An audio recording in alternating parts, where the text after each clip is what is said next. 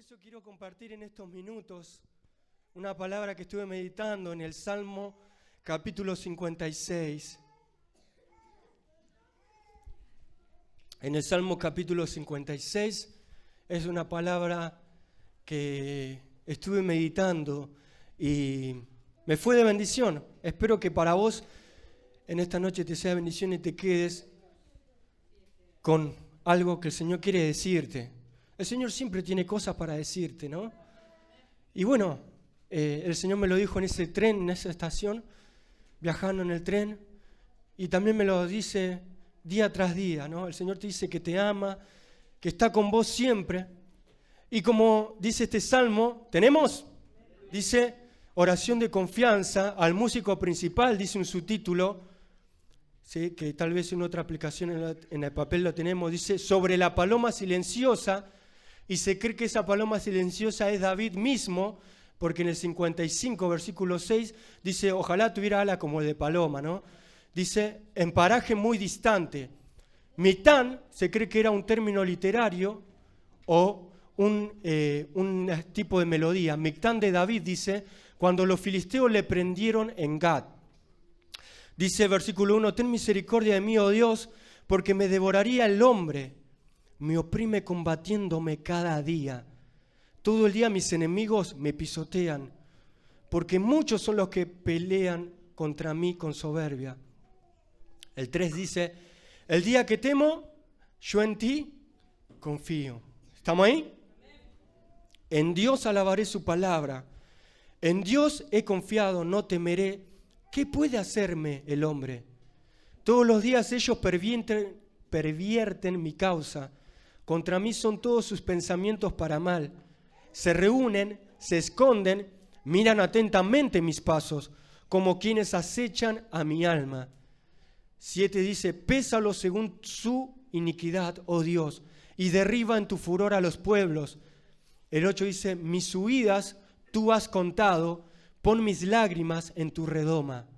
¿No están ellas en tu libro? Serán luego vueltos atrás mis enemigos. El día en que yo clamare, esto sé, que Dios está por mí. En Dios alabaré su palabra, en Jehová su palabra alabaré. En Dios he confiado, no temeré. ¿Qué puede hacerme el hombre? Sobre mí, oh Dios, están tus votos.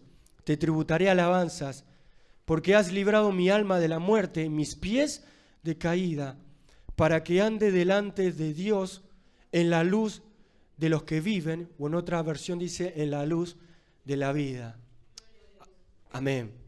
Traje acá una foto, ¿sí? Que le dije a Mati que me la ponga, ¿no? Antes de compartir, ¿sí? Y esta foto, algo que me llama la atención, en el versículo capítulo 56, se repite varias palabras, como por ejemplo la confianza. Es una oración más que de desesperación, de confianza. Y el versículo 8 dice, mis huidas tú has contado, pon mis lágrimas en tu redoma. Y a mí lo que me llamó la atención es la palabra redoma, ¿sí?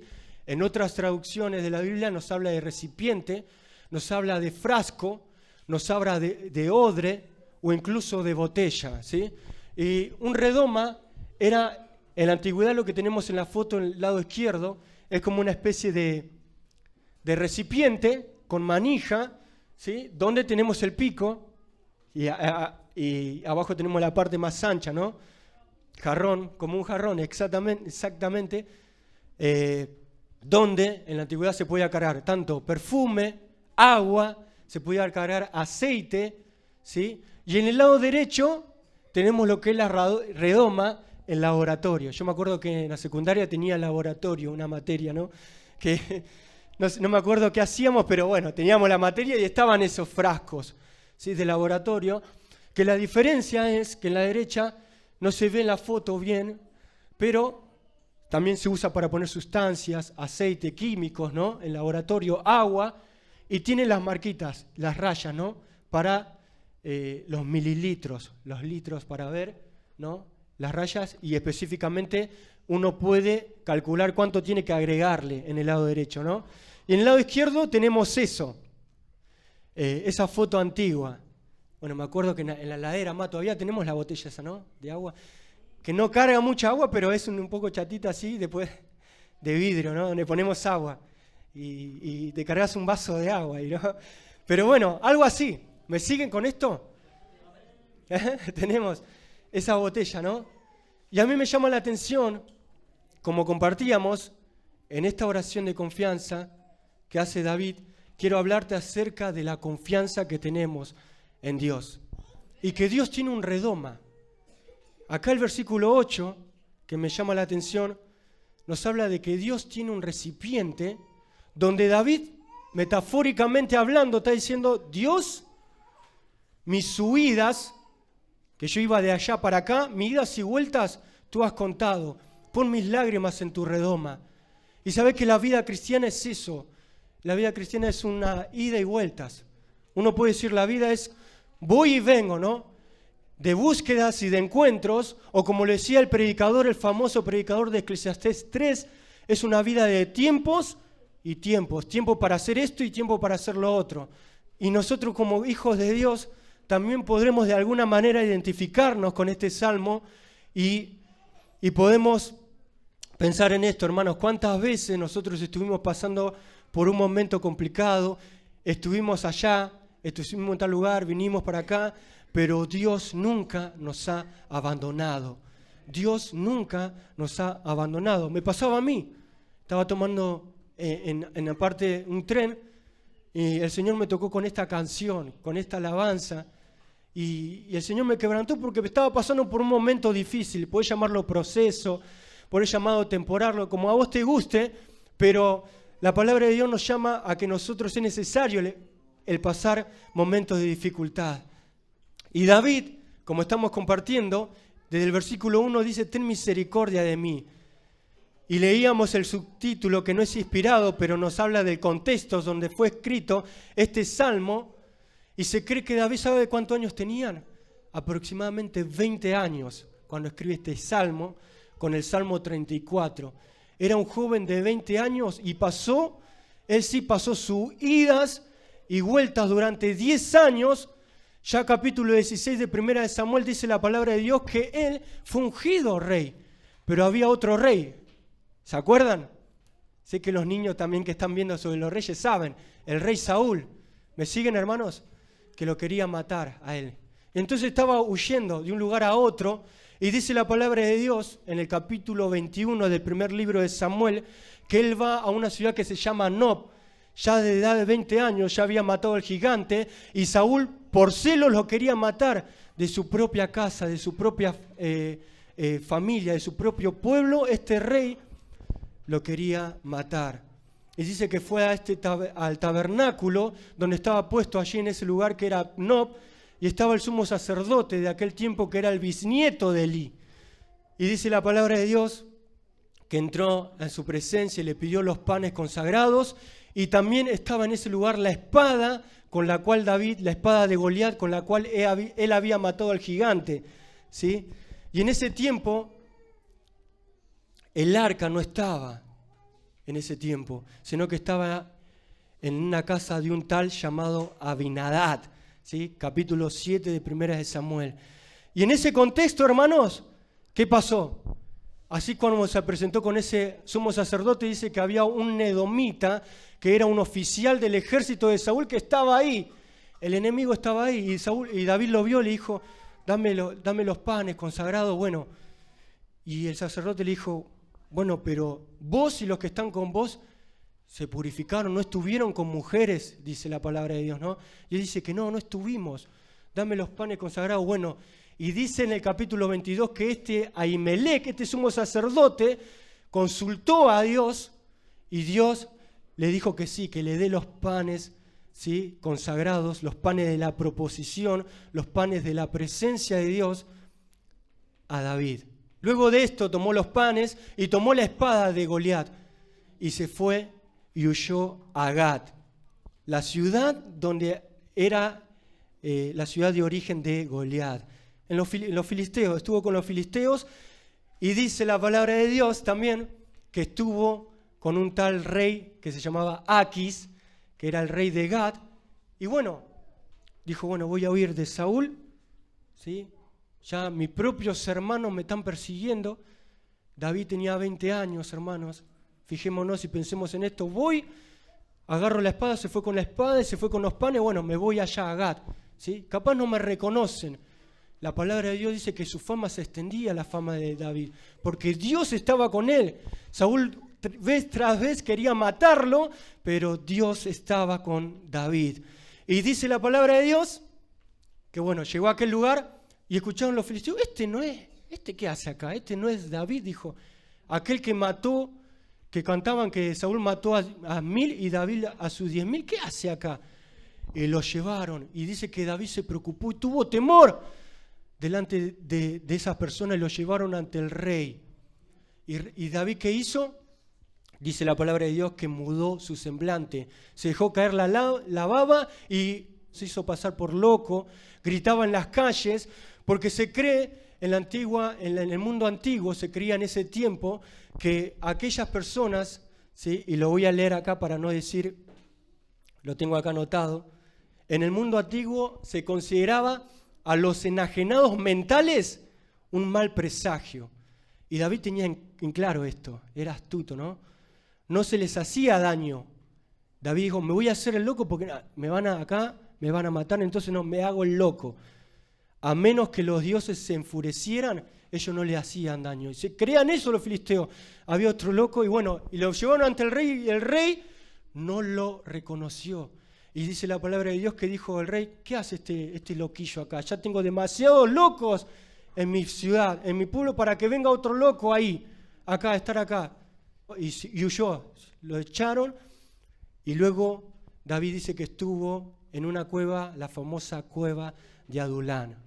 Luego vino consecuencias por haber mentido también a Ahimelech, porque Ahimelech no conocía lo que estaba pasando. Saúl mató a los sumos sacerdotes de ahí, profetizado ya antes en el tiempo de Ana, ¿sí? Esto para que tengamos un contexto, hermano.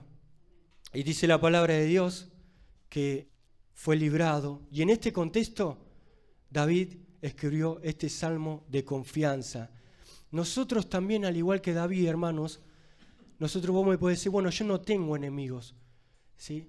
Pero nuestras luchas no son carnales sino espirituales. El enemigo acecha, hermanos, y hay personas, como sabemos, que desean nuestro mal, no porque esa persona lo decía así de una manera sincera, sino porque el que gobierna en el corazón de esa persona es el maligno, ¿sí? La palabra de Dios nos habla de que en el camino del Señor no hay grises, o es negro o es blanco, o sos hijos de Dios o sos hijo. Es así, hermano, no hay otra. Por eso cuando compartimos con un familiar que no conoce, que no tiene al Espíritu Santo, el Señor nos habla de amar a las personas, amarle a las personas, pero a veces voy a decir, este familiar que no conoce, no le caigo bien, ¿qué pasó? Porque no tiene al Espíritu Santo. Amén. Y nosotros podemos sentir y compartir y tenemos eso que la persona del mundo no tiene, que es comunión mediante su Espíritu. Uno de los resultados de confiar en Dios es que nos libra del temor. Dice el versículo 3 y 4, en el día que temo yo en ti confío, en Dios alabaré su palabra, en Dios he confiado, no temeré. ¿Qué puede hacerme el hombre? Confiar en el poder de Dios, hermanos, y en sus promesas nos llena de ánimo para vencer todo temor. Me puede decir Elías, bueno, pero yo no estoy corriendo de acá para allá, no estoy pasando a la Ferrere porque acá en Ciudad Evita me quieren matar. No, pero hermanos, tal vez hay cosas en nuestro corazón, tal vez estamos luchando con el peor enemigo de todos, que no es el diablo, sino que somos nosotros mismos. Pero no quiero hacer un spoiler de este mensaje, sino que sigamos compartiendo. Dice acá también en el versículo 4, en Dios alabaré su palabra, en Dios he confiado, no temeré. ¿Qué puede hacerme el hombre? ¿Cuáles son los resultados de confiar en Dios? Una de las cosas nos libra del temor. Señor, no puedo llegar a fin de mes. Señor, estoy pasando esto y estoy pasando lo otro. El Señor nos libra de todo temor. ¿Amén? Y David es un ejemplo de los que tuvieron confianza a pesar de las lágrimas, a pesar de decir, bueno, Señor, no estoy con mis padres, estoy lejos de casa, ¿sí? Tengo un hambre bárbaro, bueno, tengo los panes acá, la espada de Goliat, estoy pasando por un momento de oportuno, de calamidad, podríamos decirlo. Bueno, Señor, vos tenés contado todas mis cosas, todo lo que estoy pasando, poné mis lágrimas en tu frasco, en tu botella. Señor, poné mis lágrimas. Y me gusta más la de la derecha, ¿no? El Señor tiene en cuenta cada una de esas cosas, hermano. Por eso dice el Salmo 23:6, decía David, ciertamente el bien y la misericordia me seguirán, algunas veces no, todos los días de mi vida, y en la casa de Jehová moraré por largos días. Un primer requisito para confiar en Dios es conocer al Dios de la Biblia, conocer al Dios de su palabra. Leíamos el versículo 4, en Dios alabaré su palabra. Y David no estaba ahí con los papiros, con la Torá, no estaba ahí, ¿no? En Dios alabaré su palabra. No, hermanos, él podía ver tras vez, vio durante su temprana edad cómo Dios lo libró, había matado al gigante, ¿sí? Y dice la palabra de Dios que por algo estaba en Nob, en ese tabernáculo donde estaba el sumo sacerdote, dice que estaba la espada de Goliat ahí. Como que David agarró la espada y la dejó en el tabernáculo con los sacerdotes. ¿Esto qué nos llama, hermano? David sabía que la victoria no era de él, sino de Dios, como cantábamos, hermano, ¿no? Con mi Dios saltaré los muros, el victorioso vive en mí. Todo esto lo dijo David en un momento, ¿sí?, de dificultad. Él depositó su confianza en Dios, perseguía a mis enemigos, dice, los alcancé. Y ahí me imagino a David con la espada, ¿no? Le corté la cabeza al gigante y al sumo sacerdote, la consagró para Dios. Esto es tuyo, te pertenece porque la victoria es tuya. Y dice la palabra de Dios que David era una persona conforme al corazón de Jehová, conforme al corazón de Dios. Por eso dice el 4, en Dios alabaré su palabra. ¿Sí? No miremos solamente como los papeles, sino como los actos de Dios. ¿Cuántas veces Dios te libró, hermano? ¿Cuántas veces Dios te habló por una persona llena del Espíritu Santo? ¿Cuántas veces el Señor te dijo, anda por este lado, no vayas por acá? ¿Cuántas veces? Y aún en este tiempo el Señor me sigue hablando, me sigue diciendo, mirá que tengo mi redoma. Todo lo que está pasando lo tengo en mi frasco y tengo todo anotado.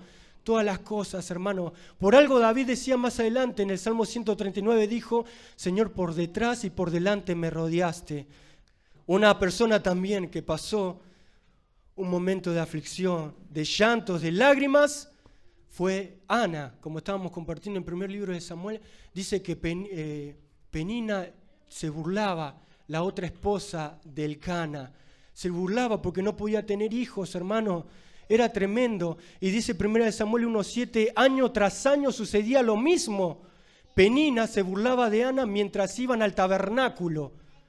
En cada ocasión Ana terminaba llorando y ni siquiera quería comer esta mujer, porque no podía tener hijos, porque era estéril, hermano, estaba pasando por esa afrenta donde era mal visto en el pueblo de Dios que una persona, que una mujer no pueda tener hijos. Y siempre pasaba lo mismo, dice, cada vez que iban al tabernáculo a adorar, a hablar con Dios, a orar, esta mujer se burlaba, ¿sí? Pero dice la palabra de Dios que ella presentó oración a Dios. Todas esas lágrimas, hermano, yo me imagino acá, bueno, dice un versículo solamente esto, pero cuántos años o cuántos meses o cuánto tiempo estuvo Ana llorando, hermana y hermanos, por esta aflicción, por esta burla, por esta afrenta. Y David era uno de estos. Y dice también en el versículo 15 del primer libro de Samuel, capítulo 1, y Ana le respondió diciendo a Elí, Señor, no estoy borracha, no estoy ebria.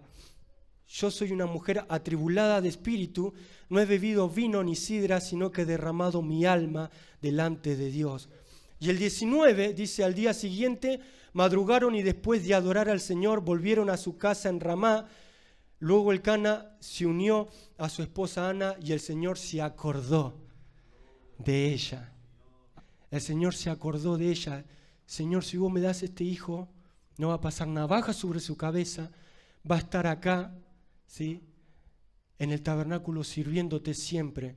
David que entregó la espada de Goliat, Ana que entregó a su hijo, porque no es mía, Señor, sino es tuyo, ¿no? Y tú me lo diste. Hermanos, ¿cuántas personas vemos en la palabra de Dios que lloraron, que pasaron momentos de afrenta, y vos también te identificás y no le dijiste a nadie, tal vez, que lloraste en tu cama, al acostarte, estuviste llorando durante años por una petición, por una cosa que te hicieron otras personas, que te traicionaron, porque el ser humano es así, y la Biblia, ¿sabe lo que te muestra? El corazón del hombre, cómo es el corazón podrido, ¿sí? Lejos del Altísimo, cómo es el corazón que maquina en engaño, y David lo tenía en claro esto. ¿Cuántas veces, hermanos, hemos llorado en un momento de aflicción, en un momento de dificultad? Y conozco de un joven que ha llorado, que pensaba que iba a hacer la voluntad de Dios, pensaba que estaba haciendo la voluntad de Dios con una decisión, ¿sí? Que quería tener una familia, que se estaba por casar, ¿sí? Que tenía todos los preparativos, que había comprado todas las cosas, digamos, lo primero para poder vivir, todos los electrodomésticos, por así decirlo, pero el Señor dijo no a este joven. Le dijo no porque no era la voluntad de Dios, hermanos. Había algo en el corazón de este joven que Dios no le dejó avanzar un poco más, a pesar de que escuchaba la voz de Dios, a pesar de tantas lágrimas llorando en las noches, hermanos, momentos de aflicción, y el Señor le dijo que no. Y a veces no entendemos eso, hermano. No lo entendemos, pero el Señor es fiel a su palabra y a sus promesas. Por eso cuando vamos a la palabra de Dios, podemos hallar consuelo y esperanza. No importa, este joven, quería tener una familia, quería tener muchas cosas, pero el Señor fue más fuerte que ese deseo, hermano, que esa situación. Y no tiene nada de malo tener eso, son buenos deseos, ¿no? Pero siempre se va a hacer la voluntad de Dios en el tiempo que Dios quiera. Amén. Y ese joven te está hablando ahora. El Señor tiene la última palabra sobre toda situación. ¿Sí? Y yo te puedo hablar, hermano, de todas las veces que pasé esos momentos en mi almohada llorando, ¿sí? No quería servir más a Dios, no quería tocar más la guitarra, no quería hacer nada, hermano. Estoy pasando por un momento de depresión, mi familia lo sabe, me ayudaron, ¿sí? Todos ellos. Y el Señor en esos momentos, hermano, me restauró como nunca nada. Pude volver a estudiar su palabra. Hermano, las primeras clases que estudiaba me la pasaba llorando. Venía a casa porque realmente en Dios, como decía David, alabaré su palabra. Porque realmente en mis huidas, todas las veces que estuve pasando, hermano, yendo y viniendo, el Señor lo tenía contado. El Señor no me abandonó. No entendí tantas cosas, hermanos, pero el Señor todas mis lágrimas las tiene en su frasco, las tiene en su redoma. Amén. Por eso dice el versículo 8, ¿no están ellas en tu libro? Y dice el versículo 9, David, serán luego vueltos atrás mis enemigos el día que yo clamare. Por eso, hermano, quiero decirte unas cosas. La confianza puede convivir con la duda. Puede que vos tengas confianza, me pasó a mí. Puede que tengas confianza en Dios. Puede que todos tengamos confianza, pero la duda puede convivir con eso. La duda puede estar. No, pero ¿cómo puede ser, Elías? Si yo confío en Dios no puedo tener dudas. La duda está, hermano. Dice la palabra de Dios, este padre del muchacho endemoniado, Marcos 9, 23 al 24, Jesús le dijo, si puedes creer al que cree, todo le es posible. E inmediatamente, dice el padre del muchacho, dijo, creo, ayuda mi incredulidad, ayuda mi duda. La confianza, hermanos, podemos tener confianza, pero aún la duda, sí, puede estar. Y la confianza también puede convivir con el pecado en nuestras vidas. ¿Sabías eso? La confianza puede convivir con el pecado en nuestras vidas. Dice Gálatas 6:1, hermanos, si alguno fuere sorprendido en alguna falta, ustedes que son espirituales, restáurenle con espíritu de mansedumbre, considerándote a ti mismo, no sea que tú también seas tentado.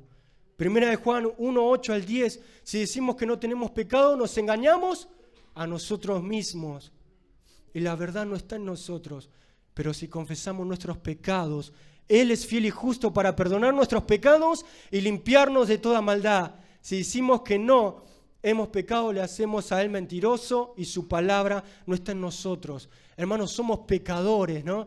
Pero cuando confesamos nuestros pecados, cuando lloramos, tal vez por lo que nos hicieron las personas o por nuestra propia concupiscencia, por nuestros propios malos deseos, por nuestras malas decisiones, hermanos, cuando lloramos y le decimos, Señor, tú tienes en cuenta todo, vamos a su presencia y nos arrepentimos de corazón. El Señor nos restaura, el Señor nos renueva, el Señor es el mismo, amén, que libró a David durante 10 años de exilio.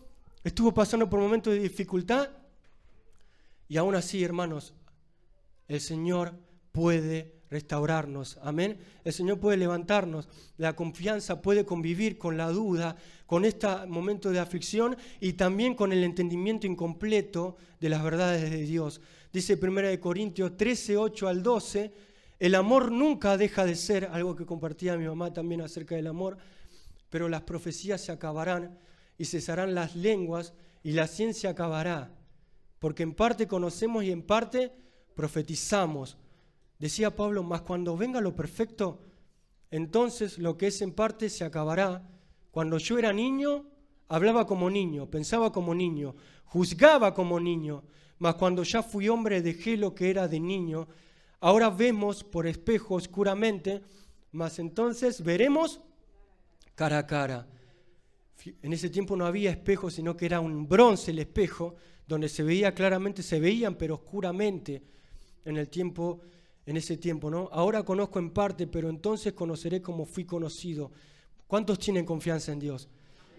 A veces la confianza puede convivir con la duda, con los pecados, hermanos, con nuestra propia concupiscencia y a veces con el entendimiento completo de las verdades de Dios. En otras palabras, podemos tener confianza en Dios y aún así no conocer todas las verdades de la palabra de Dios, hermanos. Pero realmente, como decía una escritora, no te preocupes por lo que no sabes de la Biblia, sino preocupate por lo que sabes de la Biblia y no aplicás en tu vida, por aquello que vos sabés y conocés y confías en Dios, en su palabra, como lo hacía David, pero no aplicás.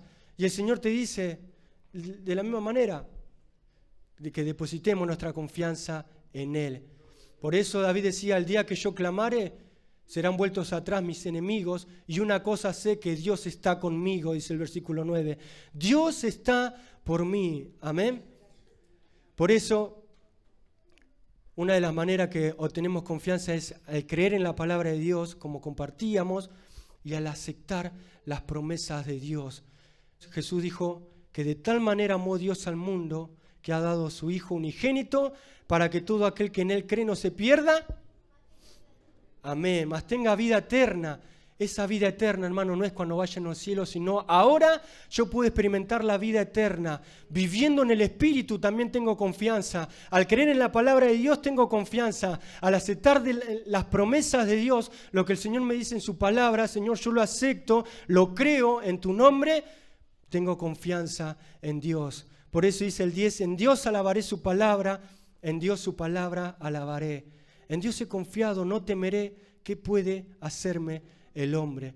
¿Qué puede hacernos el hombre, hermano? Si confiamos en nuestro Dios Todopoderoso. Amén. Por eso si vos me decís, Elías, bueno, yo quiero vivir la vida eterna. Ahora quiero experimentar esta vida plena, esta vida eterna que tanto dice su palabra, mas tenga vida eterna, dice, y esta es la voluntad del Padre, dice Juan 6, 39 al 40, el que me envió, que de todo lo que me diere no pierda yo nada, sino que lo resucite en el día postrero. Y esta es la voluntad del que me ha enviado, que todo aquel que vea al Hijo y cree en Él, tenga vida eterna, y yo le resucitaré en el día postrero. ¿Sabes cuál es la única manera realmente de vivir la vida plena en Cristo?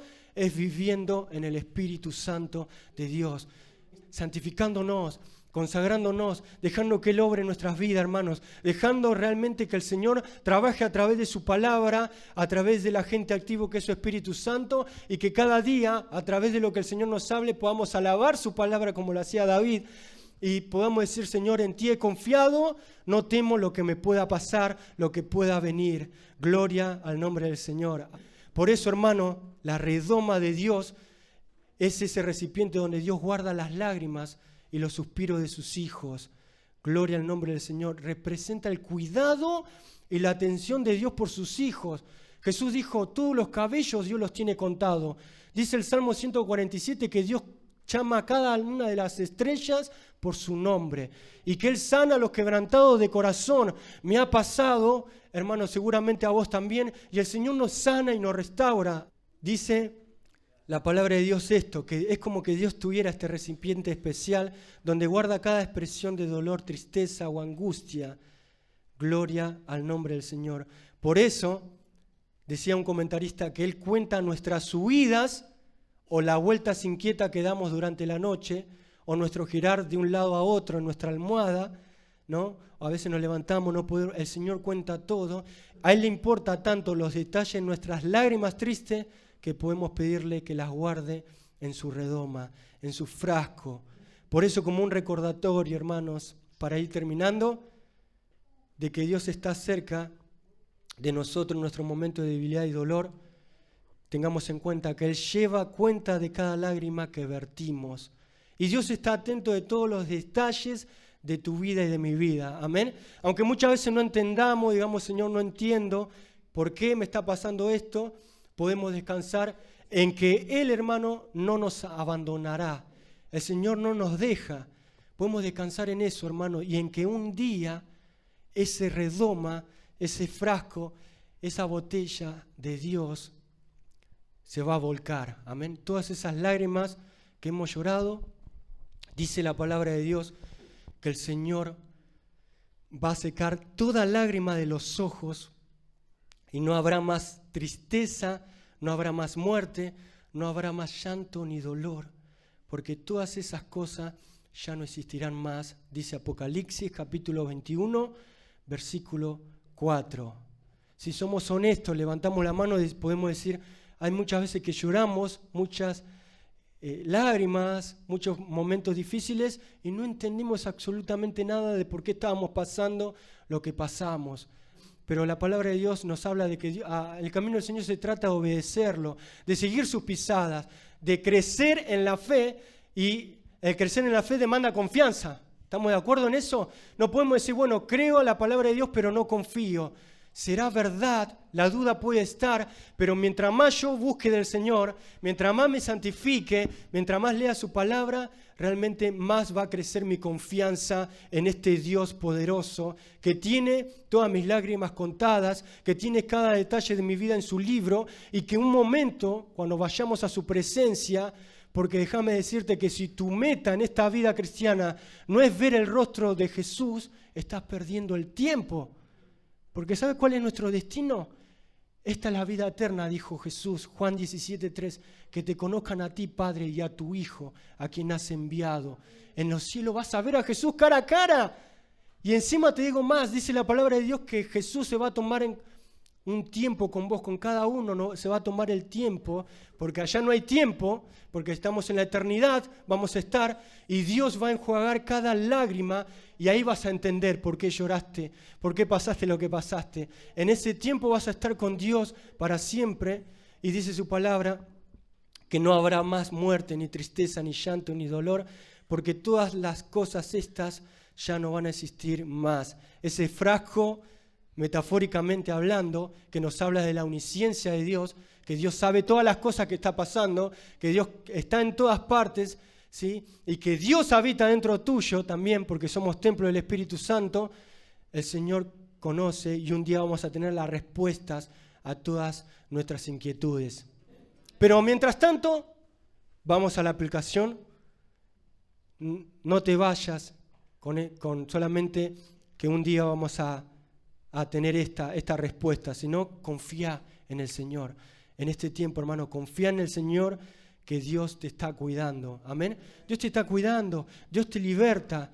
Y vaya que David fue idas y vueltas, como compartíamos cuantos otros personajes que lloraron, y la palabra de Dios nos podemos seguir hablando, pero quédate con esto.